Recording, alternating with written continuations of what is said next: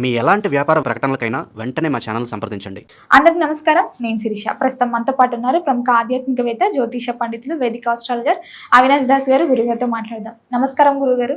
నమస్కారం అండి. ఓం నమ శివాయ, ఓం నమో వెంకటేశాయ. గురుగారు, దేవుణ్ణి ప్రార్థిస్తున్న సమయంలో కోపంతో కానీ బాధతో కానీ దేవుణ్ణి అడుగుతుంటే దానికి ఫలితం ఉంటుందంటారా? బాధతో గాని కోపంతో గాని దేవుణ్ణి ఒక కోరిక కోరుకుంటే అది నెరవేరుతుందా లేదా అనేది ప్రశ్న. విపరీతమైన బాధ లేకపోతే విపరీతమైన కోపం ఎప్పుడైనా జీవితంలో ఒక్కసారి అడిగితే దేవుడు నెరవేరుస్తాడు. అలా అని చెప్పి ప్రతిసారి అలా అడిగితే అవ్వదు. ఒక్క కోరిక ఒక్కసారి అవకాశం అయితే దేవుడు ఇస్తాడండి. అదైతే నేను చెప్పగలను.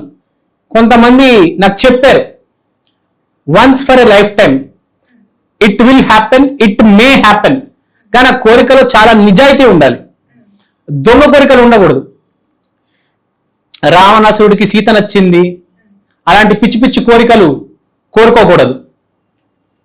నీతి నిజాయితీ ఉన్న కోరిక అయితే కోరుకోవచ్చు, అది దేవుడు నిజంగా నెరవేరుస్తాడు.